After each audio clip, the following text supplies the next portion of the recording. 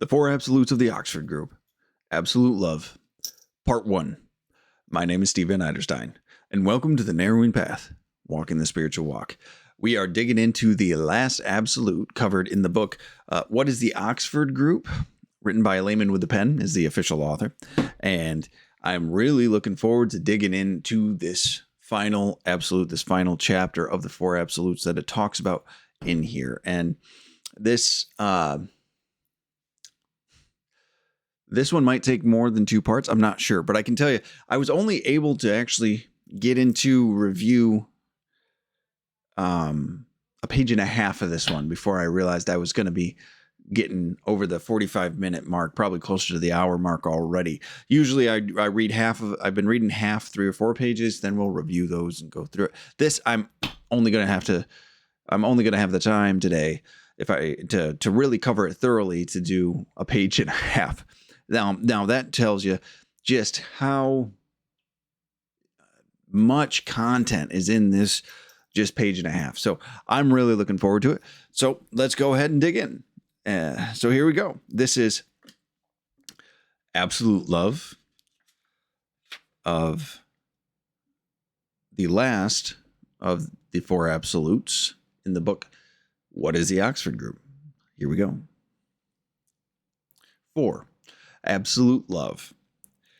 If I speak with the tongues of men and of angels, but have not love, I am become sounding brass or a clanging cymbal. And if I have the gift of prophecy and know all the mysteries and all knowledge, and if I have all faith so as to remove mountains, but have not love, I am nothing. And if I bestow all my goods to feed the poor, and if I give my body to be burned, but have not love, it profiteth me nothing. 1 Corinthians 8, 1-3. By 2 wings a man is lifted up from things earthly, namely by simplicity and purity. Simplicity ought to be in our intentions, purity in our affections. Simplicity doth tend towards God. Purity doth apprehend, and as it were, taste him. Thomas A. Kemper. Absolute love. In loving thou doest well. In passion not, wherein true love consists not. Love refines the thoughts, the heart enlarges, hath its seat in reason, is judicious, and is the scale by which to heavenly love thou mayest ascend. John Milton. Absolute love is the motive power for absolute honesty, purity, and unselfishness. We can have none of those qualities in their absolute without absolute love. If we have absolute love for God, we have all those qualities for the world. We can be paragons of righteousness, but if we have not love, we are spiritually lifeless. Love begets love, and our active love today will go on spreading over life into the far future like the circles upon a lake when we throw in a stone. Love uplifts us more than any other quality. It is the color in the pattern of earthly existence. To every sensible, thinking man and woman, the life of Christ on earth should be irrefutable proof that his absolute love for mankind was and is an undying quality that even thousands of years cannot dim. That love which Christ showed us whilst he walked in flesh among men has gone on for nearly 2,000 years, never getting out of date or ineffective. People are gradually realizing that mind is more important than and can be as substantial in its effect as matter. How much more important and real in its effects than either is love. Mind, in many cases, is dependent on bodily condition. An enfeebled body inducing a enfeebled mind.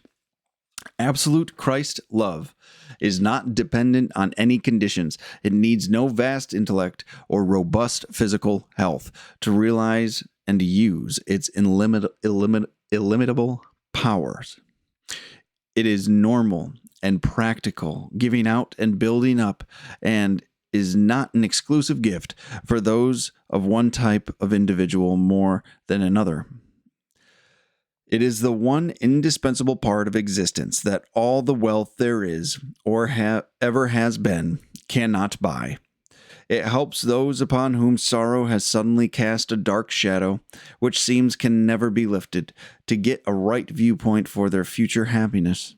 The continually troubled to realize that their eyes are focused on the side of life which inevitably leads to no man's land of utter despair, and turns their attention to the infinite possibilities of a future which has no one to say nay to them but God alone. Absolute love transcends everything. It envelops the world, but the world will not see it. Absolute love is the language of God in truth, in perfection. The realization that God loves us takes away all fears, doubts, regrets, and remorse, shame of the past, dread of the future. Such love passeth all understanding, bringing in its train infinite patience with man, enduring courage in life, and complete trust in Christ. If we could love God with a fraction of the love God has for us, our eyes would be open to a new vision, not only for ourselves, but for all mankind. Now, again, that was a page and a half.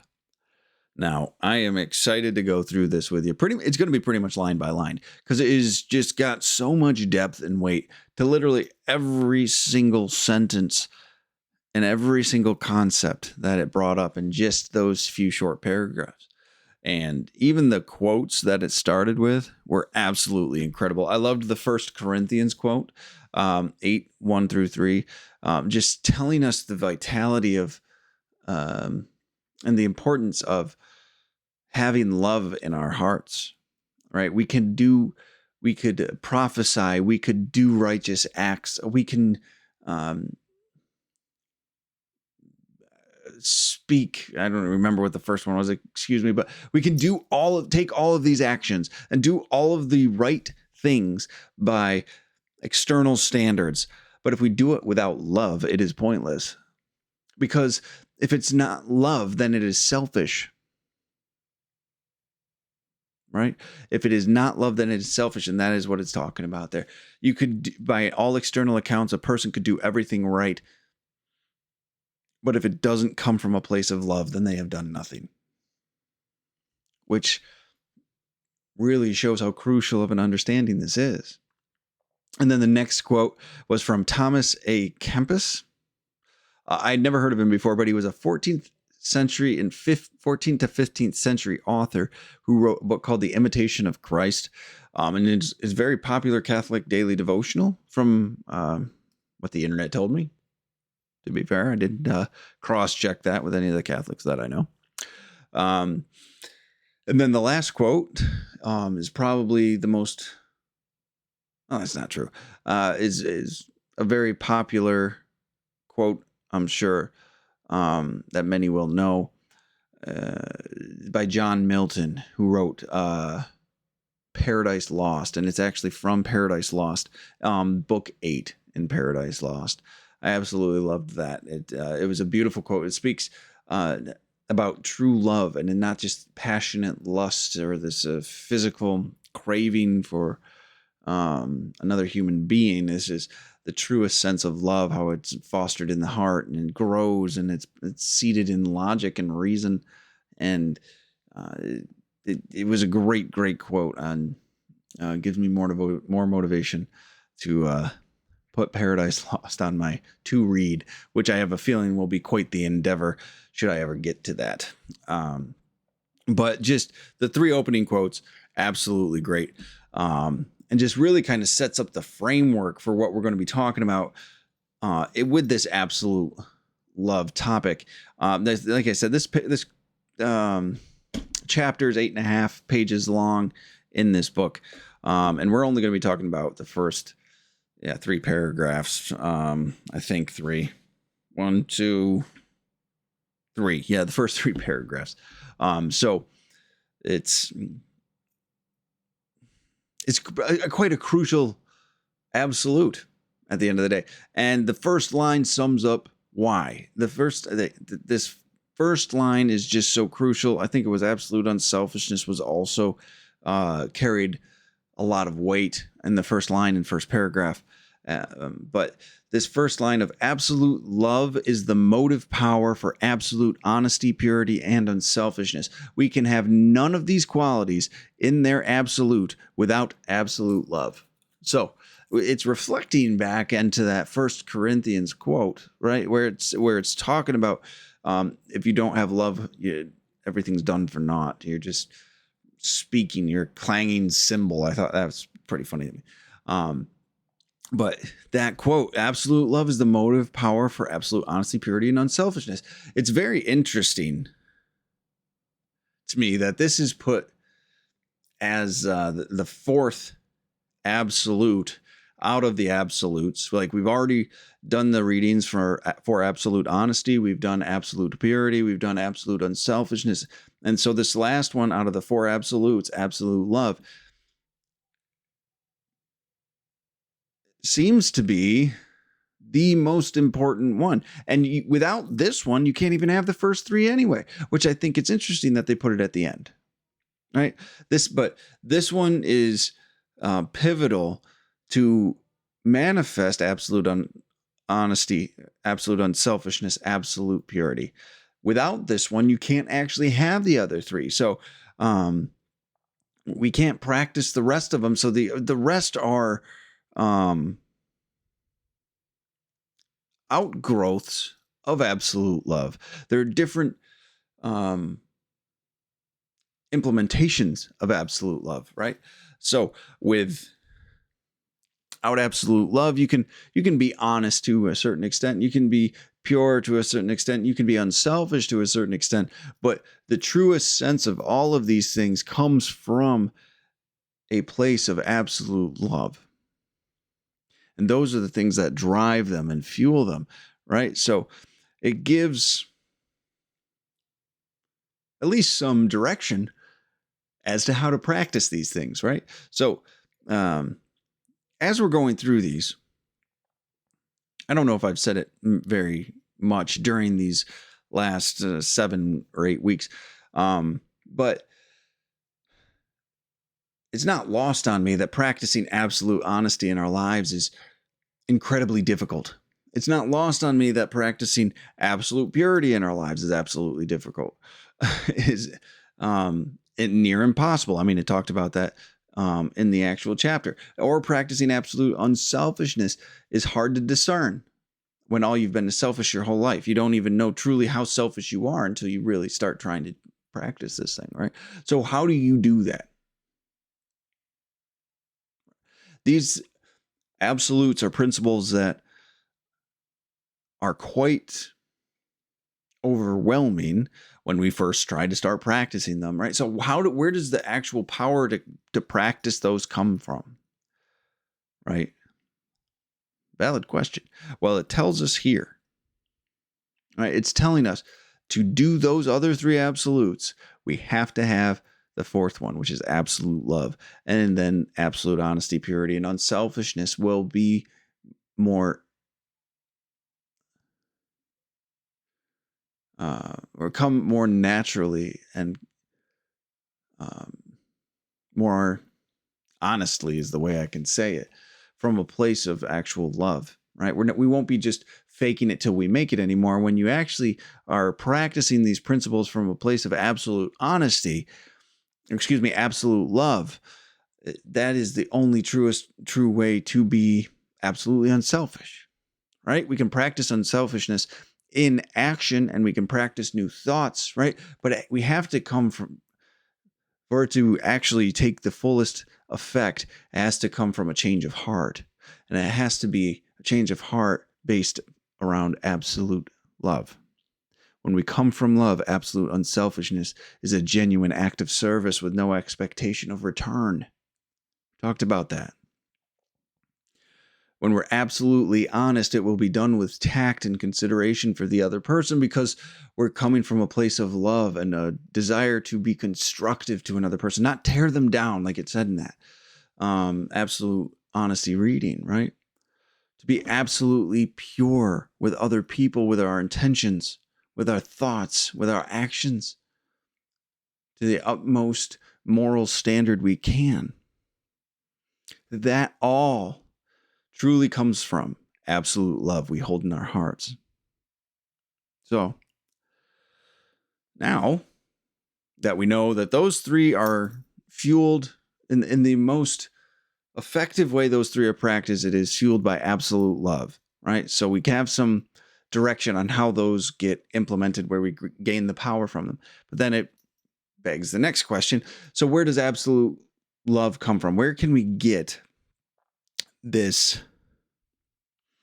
ability to practice absolute love in its most pure, true, and authentic way? Where do we get that from? Well, I think it's the third sentence or second sentence in that paragraph. If we have absolute love for God, we have all those qualities for the world. We can be paragons of righteousness, but if we have not love, we are spiritually lifeless. And so there we go again, right? We're referencing that Corinthians quote. So absolute love and the strength and the power that comes from absolute love is actually brought about through an absolute love to the God of our understanding. This is why practicing and having a higher power is just so crucial. If you believe that you are the end all be all, you're at the top of the pyramid, you are the most important thing in the room everywhere you go, and the world should be revolving around you, you're going to have a bad time. And this will not be made available to you. This strength and the power and the freedom that comes from experiencing the joy of absolute love and acceptance from a God of your understanding that allows you to actually transfer that through yourself to other people. You're robbing yourself of that experience when you're putting yourself as the egotistical center of the world. When you believe that you're the apex of everything that could happen, the acme of human development, human progress, right? Like it's so crucial to have something bigger than you. And I say it like that for the maybe agnostically oriented or the atheist, because you can still be of service to something greater than yourself. You can still see the beauty and the love of society and humanity without the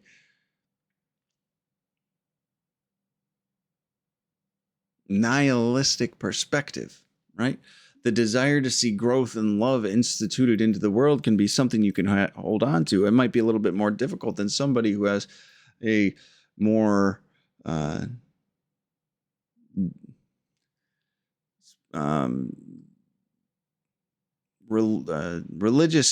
typically religious spiritual belief involving maybe a deity or an energy or a source or a power or whatever it might be, right?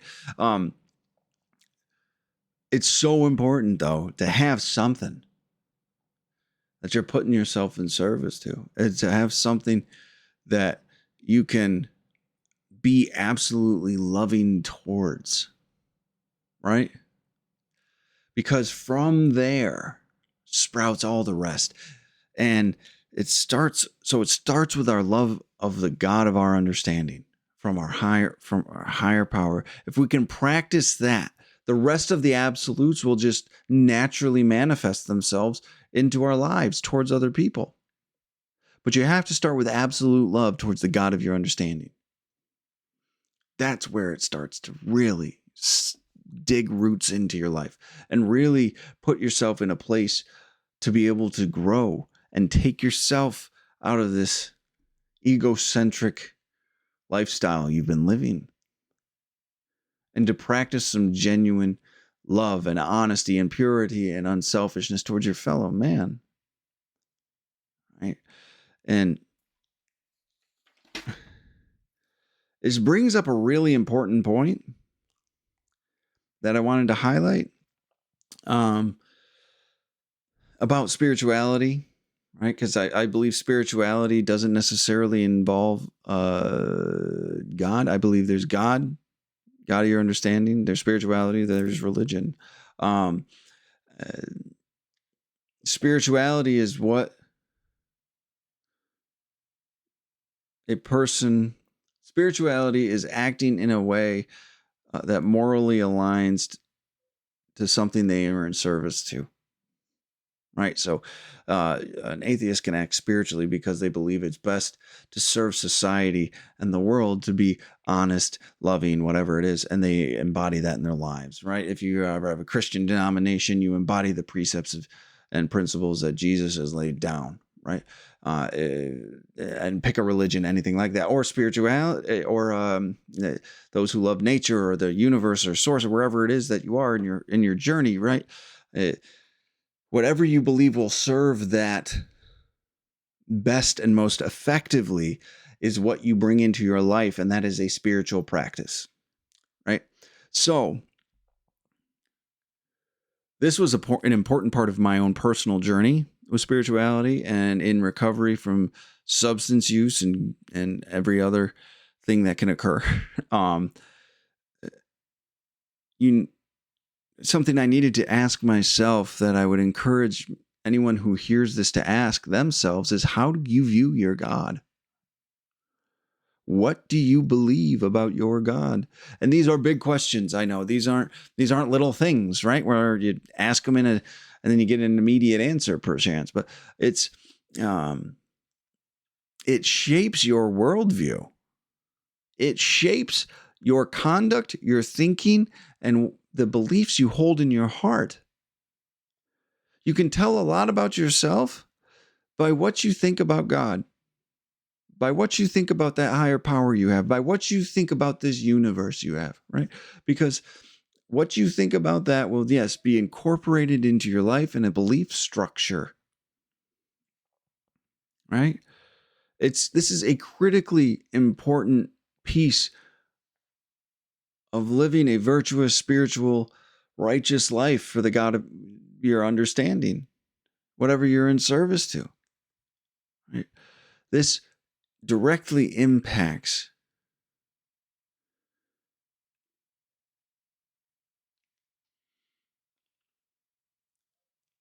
how loving you can be. I struggled with this very, very badly. And you can see people that struggle with it too, to be completely honest with you. A lot of people, you can tell by the way they view the world what they believe about their God. And not what, and I want to also say, there's what people say they believe about their God, but what they actually believe. Right? I can tell you a multitude of things that I believe about God, but my actual view of the world and my behavior in the world towards my fellow man will show what I actually believe. Not what I want to believe, not what I think you want to hear that I believe, but what I actually believe, right? Now that can be kind of scary for some people. That can be a little intimidating for some people, right?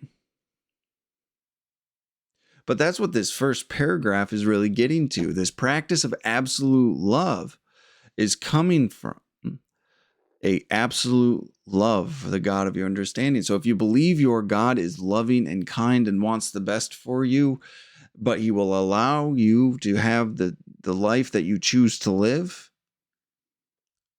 you will reflect that, right? That's what the concept of self-will is, right? Is God would love to have a path for us laid out, but the reality of it is we choose whether we want to align with that or not. And then we can stray as far away as we'd like. I've strayed quite far myself. And it's a painful life. And then I get returned back to following a God-centered life. And when I did that, my worldview changed, right? So if you have absolute love for your God, you will have absolute love for all. If God is loving, you will be loving. If God is accepting, you will be accepting. If God is honest and true, you will be honest and true, right? So it says in that first paragraph, love begets love, right? And really, this principle can be expanded to like begets like, right? If you have this view of your God as negative, damning, condemning, evil, whatever, you'll bring that into your perspective and your perception of the world and reality. And then you will function from that place, and it will be miserable. It will be painful. It will be a struggle for you if that is how you conduct yourself. You know, James Allen talks about it a lot in a lot of his books. Yeah, you reap what you sow.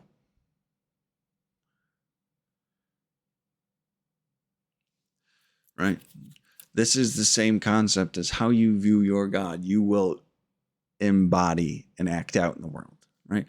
Anger begets anger. Jealousy begets jealousy. Love begets love. If you believe and truly embrace the idea that your God is a loving God and all of these qualities that would help be constructive and build a world and encourage you to develop yourself and to better the world, then that is how you are going to be as you interact with other people, right?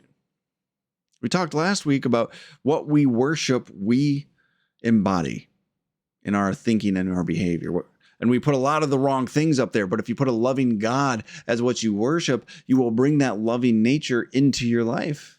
If you bring a warring God into into the place of worship, that spot you worship, you will bring a warring personality. You'll be in constant conflict with people. You'll be doing these things, right? If you bring a judgmental, damning God into your life, you will be judgmental and damning to others.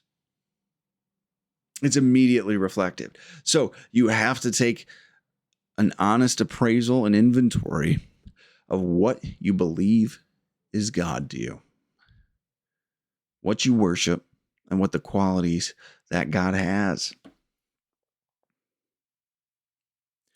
This isn't always fun. This can be quite an uncomfortable conversation, and I imagine some that hear this will want to disregard it. But I can promise you, from my own personal experience, that this is the absolute truth. And if you want to be the most effective person in this world, find a way to see a loving God in your life. Because it is there. That has been my personal experience. It is there. That God is there and he is loving. And I believe it's the last sentence of this first paragraph here. Let me check. Yes. Love uplifts us more than any other quality. It is the color and the pattern of earthly existence. And this is a very, very important thing to realize. What is the most enduring and lasting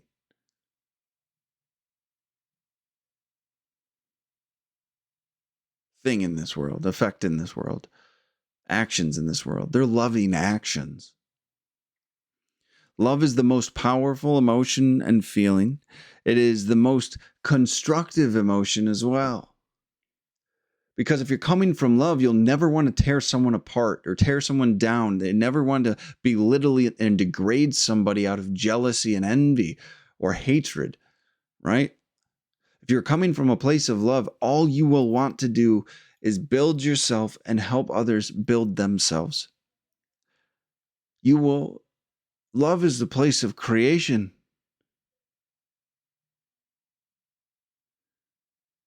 Love is the place of joy and progress.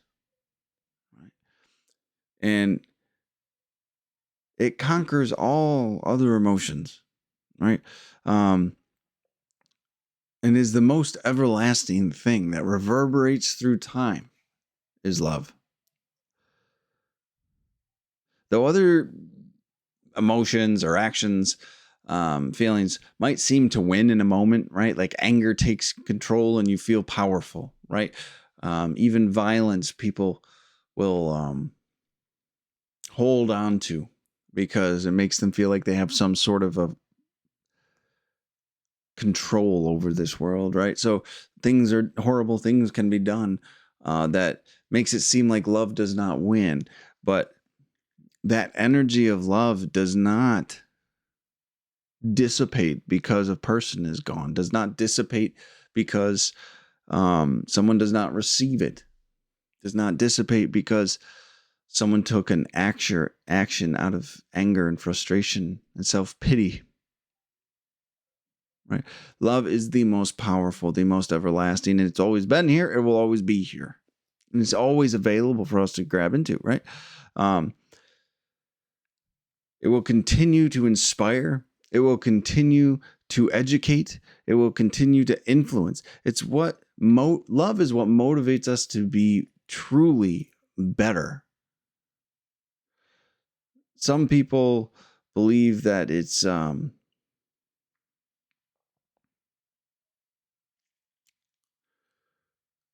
that feeling of less than that really pushes us forward. And that can, in some instances, until you experience love in a way that you want to share it and give and help and be of service to those around you. That is the most powerful motivating force there can be. When you want to improve yourself, to share a message of love and grace with another human being, and you want to make sure you're in the best possible position to do so, physically, mentally, emotionally, spiritually, education wise, location wise, you will push yourself to be that. Not because you want it and you want to say you're that, but because it is the most effective thing you could do to help other people. I didn't know that for a long time. I didn't even realize that love is the truest source of motivation. Anything else is just to be better than the next. Love is to make better the next. I didn't know that. So now that brings us to the end of the first paragraph. We're already 32 minutes into this thing. So it's a powerful, powerful paragraph to open up with. This absolute love, this virtue, this principle is huge.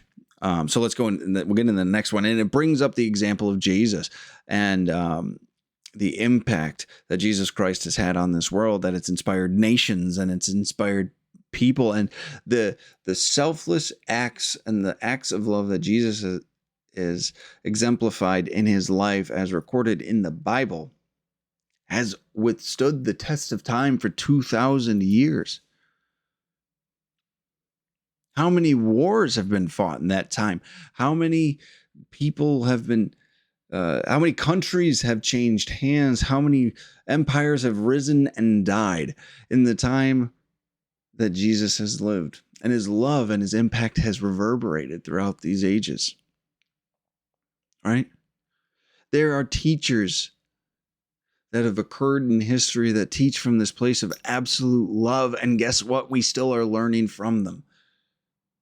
Jesus being the most iconic one of them all. He still continues to inspire. He still continues to teach. He still continues to foster growth and aspiration to something better, to something more, to bring out the divinity within each one of us, this connection we share between each other. These acts of love have fostered so much good, and also distorted, can cause a lot of pain and suffering when people want to use them for selfish reasons. But the good that has occurred from a practice of Christian principle and the principles as laid down from Jesus Christ, example, the Sermon on the Mount. Like, these are livable principles, whether you believe Jesus was God or not, whether you believe in any deity or whether you just are spiritual or you just want the betterment of society. Behaving in those ways will be the most beneficial and effective way to conduct yourself, regardless of what belief structure you have. That is how everlasting truth is, and how everlasting absolute love is. Because it will always be true that to follow the Beatitudes is the best way to live. Whether we forget that, we destroy ourselves as a society, or not, the Beatitudes will always be the best way for a human being to live. Always.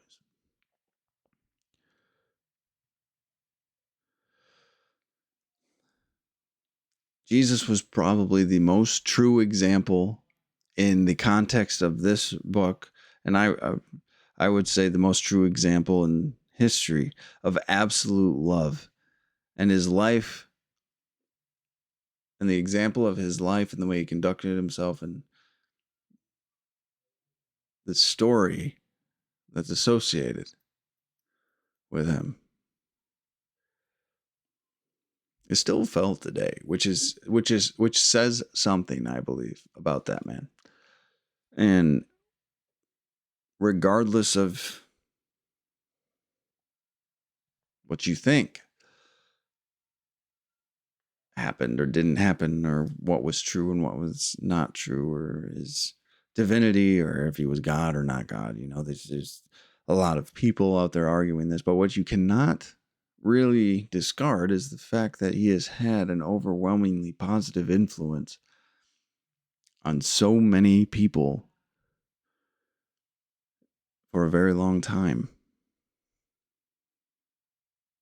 Love is more powerful than so many things. It's even more powerful than the mind and than the body, right? Love, love will always exist and survive, whether we know it or not. So, and then it goes into this a little bit more about that specifically, how the powerful love is, that it's more powerful than mind and body. Absolute Christ love is not dependent on any conditions. It's not dependent on any conditions. Love that. It needs no vast intellect or robust physical health to realize and use its illimitable power. Now, I looked up illimitable. It's pretty self-explanatory, but it does mean vast or infinite. Now, that understanding, or that quality of love that they pointed out here, was crucial, right? For a lot of other things that people idealize or think people value, you have to have a certain level of intellect. You have to have a certain physical strength or prowess. You have to have you have to be a certain thing. There's additional conditions you have to satisfy to actually embody this thing, to embody that emotion, to embody that direction, right? Love is not that way. Love is available for everybody, anywhere, to use, to get in touch with, to make contact with, to bring into themselves, to then practice and help other people. You do not have to be of a certain denomination. You do not have to be of a certain demographic, a certain nation, or a certain location, or have a certain physical strength, or have a certain intellectual capacity. Anyone, anywhere, can practice absolute love, regardless of their circumstance, health, intelligence, upbringing, their current circumstance. It doesn't matter. It's always there and available, and to tap into and connect to the power that it gives you, right? There's this strength in absolute love that allows you to actually walk through so many barriers and so many different aspects of life that you didn't even know you needed the help to get through, or that it even was possible to get through. And that power is always available to everybody at any time, if you're just willing to reach out for it. It is the one indispensable part of existence that all wealth there is or ever has been cannot buy.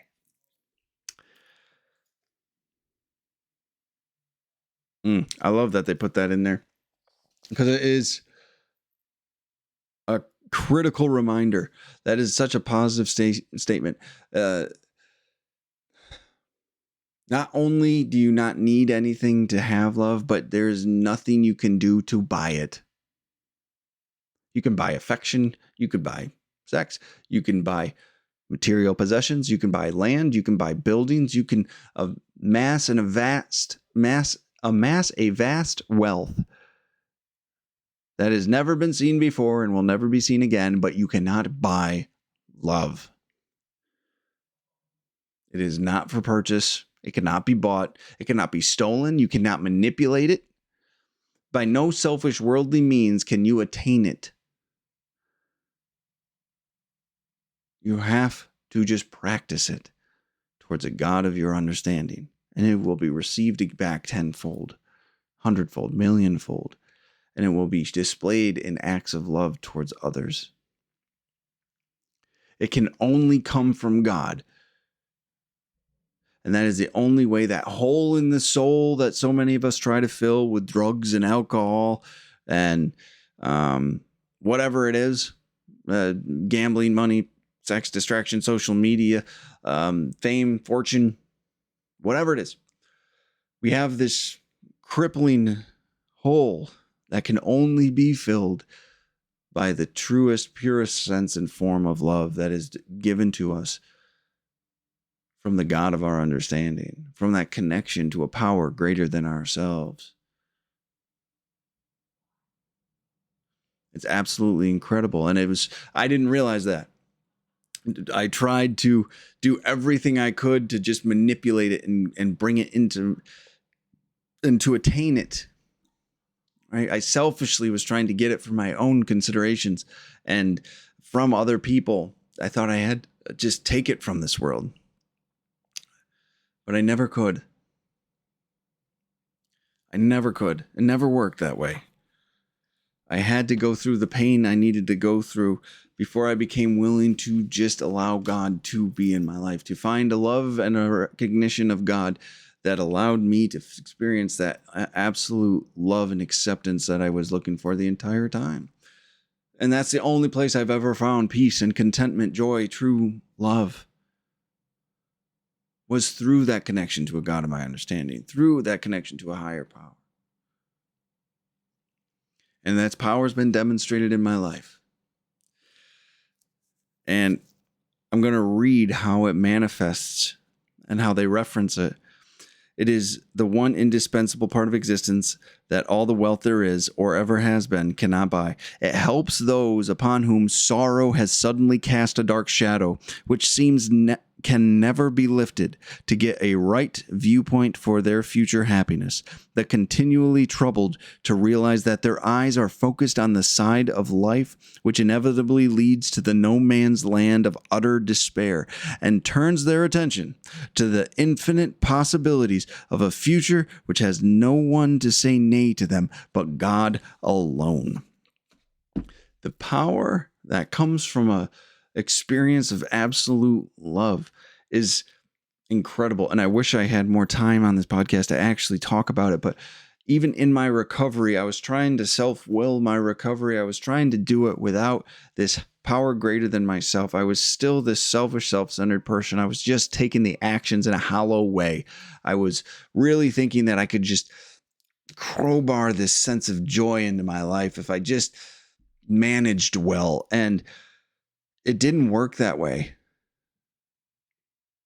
I became even more desolate and more miserable. I became one of those despairing people that I was just talking about in that reading.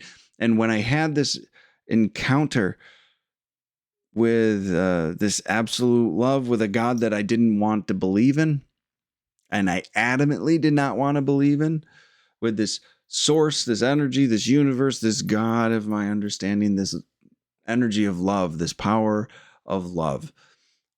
It changed absolutely everything. It took a couple of years for me to get to a point where I could even accept that. But I had to fail on my own before I was willing to do it.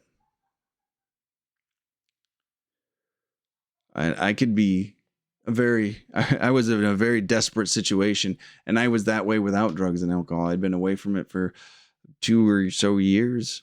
I hit another, what people would call, spiritual bottom, where I truly realized that no matter what I did, I could only do so much. I was a limited, fallible human being. And I needed something more. I found that. I didn't even think it was available to a guy like me, but it was. Those were some... That was a very intense experience for me. To finally come to terms with the fact that I was not God, and there was something greater than me. Now, let's get to this last paragraph. This is already going to be a long one, but some of the properties of the love I experienced are actually in this next paragraph. Absolute love transcends everything. It envelops the world, but the world cannot see it. Absolute love is the language of God in truth, in perfection, right? Love, it's telling us that love is this energy that just exists. It's everywhere. It's all around us, right? It's the way God is trying to reach out to us. It's the way we're trying to connect to each other. It's this ever-present source of energy that we can connect to, but we do not see it. It's all around us. We fail to realize it, though. We fail to actually embrace it until, well, at least in my experience, I landed in so much pain, I became willing to acknowledge it. I became willing to try something different. And I first experienced it through other people. This sense of absolute acceptance, this absolute love, these absolute unselfish people, these absolute honest people, these absolutely pure people. These were people practicing absolute love and were directing it towards me. And those things would sustain me for a little while. And then I got connected to a God of my understanding. I got a spiritual practice of love and life and living, and to be a part of this whole thing. And I had what was called a spiritual awakening or a spiritual experience. And then I became so aware of how enveloping it is, of how all-encompassing it is. And this is how God, that whatever it is, source, universe, mother nature, energy, society, really, makes its presence known. Goodness makes its presence known. Love is the language of God.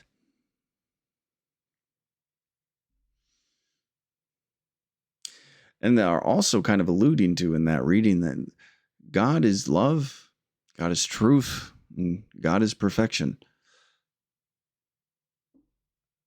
Absolute love, that energy of love, is how God lets his presence be known. And what that does for us, which is just absolutely amazing. Again, this was written in 1930s, early 30s. I think it was actually published in 1934. So this was probably written in the first years of 1930. And just the fact that it was written then, and it's these human conditions have been human conditions as long as humans have been around, because they're able to write about things I experienced 90 years later. And this practice was still applicable for me, because what they said, this realization of God does is as follows. The realization that God loves us takes away all fears, doubts, regret and remorse, shame of the past, dread of the future. Now, this is what so many people are looking for. They need a solution to one of those things, whether it's fear or doubt, whether it's regret and remorse, shame of your past, or dread of the future. Most people are looking for relief from all of those things, because when it goes on up here, there is a lot of pain associated with those, because we think we have to fix it. And you can't fix the future. It's not here yet. You can't fix the past. It's already gone. You have these crippling fears you can't seem to muster up the strength to walk through, and you doubt yourself at every step, and you regret and have so much remorse for what you've done and where you are in the world. It's immobilizing. No wonder we reach for pleasure. No wonder we reach for these physically gratifying things or distractions, whatever it might be. No wonder we binge watch Netflix. No wonder we binge watch social media and scroll with such enthusiasm. Such fury. Really, we pursue these things, right? We try to fill and distract and ignore and numb these emotions, right? We want a solution, and then they're telling us what it is. When we realize the love of God, this absolute love, all of these things go away. This is the solution. Some in 12-step might understand that, or recognize that term, right?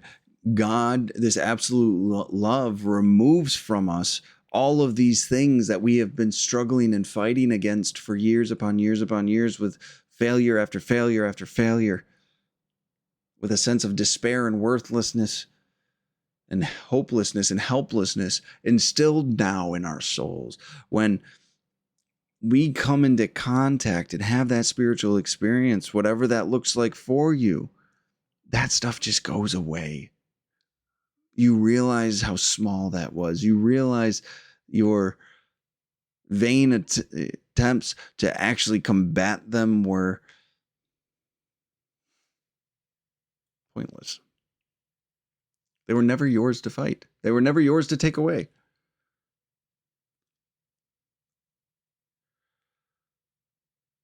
God removes them. This experience with absolute love removes them from us. It does what we could not do for ourselves, they say. The best we could ever do was find a temporary reprieve. But this experience with absolute love gets rid of them entirely. That is what happened to me. And that is what's happened to so many others I've observed go through this process. But also, I will say, the more I remember and make a conscious effort to bring this love and this God into my life, the more those stay away. The less time I have fretting and worrying and regretful. So it's on me to continue to bring this into my life on a daily basis. It's not a one and done thing. You have to continue to maintain this spiritual condition that we've been blessed with the opportunity to gain access to, that we didn't even know was there. And this is something that so many people in this world are looking for, especially right now, especially with the dread of the future. A lot of people are scared about what it's going to be like tomorrow, next week, in a month, or in a year. And I understand where that's coming from. But all we can do is our best. And this is people not from one side or the other on the political demographic, or the political divide. This is people coming from from any and all polarized places. Or for those who aren't, or they're seeing society rip itself apart, whatever it might be, right? This is something, that dread of the future is not ours to hold and shoulder. We're here to take loving actions and then leave the rest to God.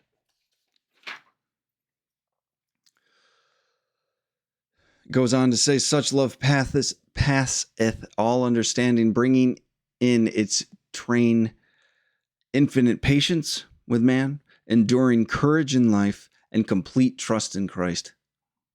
Again, this is coming from a Christian perspective, so if you don't like the language or the verbiage, I understand. Apply it as needed. But what it's saying here is these characteristics, after you have come into contact and had a spiritual experience with the God of your understanding, and you have this spiritual awakening, and you realize you're not the center of the world, suddenly you find patience with your fellow man. Suddenly you find courage to live life regardless of situation or circumstance, past, present, or future. And you have a complete faith to walk forward and take the right actions. Regardless of what you believe will serve you best or not, you do what will serve the God of your understanding best. These are traits we all strive for. These are all traits we want, right? We try to self-will and force ourselves to be patient. All we do is become irritated most of the time, right? We try to walk in faith, but then we get selfish and we're like, well, God would want me to have this. Well, I don't think that's really a statement God says. And we having courage to take the right actions, having courage to speak up when wrong is presented to us, having the courage to be steadfast in your commitment to absolute love and honesty and purity and truth and unselfishness, right? Having the courage to walk in this life and walk in faith and a knowing that what is going on is much bigger than you. That's a little bit scary to some of us that have thought we were the center of the world for a long time. But when we get there, everything changes. To act in faith with complete confidence is such a powerful way to actually carry yourself through life. It's such a powerful way to actually be, because you need no reassurance. It's the solution to people with codependency and attachment issues. This is the solution to those who are suffering immeasurable amounts of grief in their life. This is a solution to those who are in constant fear of this world and this future, right? This is for those who have so many regrets. Walk in faith and with complete confidence, knowing that the absolute love from the God of your understanding will carry you to the place you should be. It's a beautiful, beautiful thing. And then I wanted to close with this. If we could love God with a fraction of the love God has for us, our eyes would be open to a new vision, not only for ourselves, but for all mankind. And that's what we're getting towards here.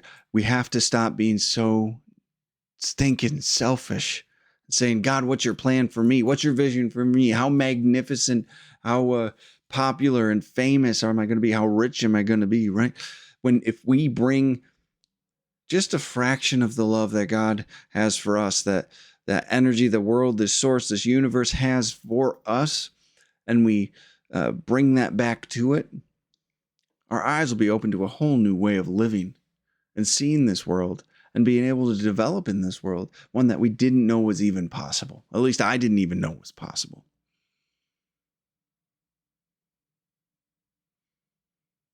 And we have that faith that God can do so much more for us and for this world with us than we could have ever contemplated or believed on our own. We couldn't even conceptualize it. It's such a powerful, powerful place to be when you align yourself with absolute love and take the loving action as much as possible in your life. And there we go. So that is the first page and a half of Absolute Love from What is the Oxford Group. And the last of the four absolutes that we're covering. Incredible, absolutely almost overwhelming with the message from this chapter, and something I am so grateful to be able to experience with you guys again and to be able to have this conversation. So I am looking forward to next week and digging through this, the rest of the chapter. I'm not sure if it's going to be a 1, 2, and 3 for this, because even though I've read it, studying it and tearing it apart expands it so much more. So I don't know if we might have 4 sections to this one. I don't know if they're all as jam-packed as that one. So we will see. But thank you all so much for the likes and the support. Follow me on YouTube, Spotify. There's a Facebook. There's a X account. There is a TikTok, Instagram, whatever. We're also on Apple Podcasts too. So I do appreciate the growth this channel's seen. And I hope it's been of service to you today. So thank you all so much. Until next time. Thanks.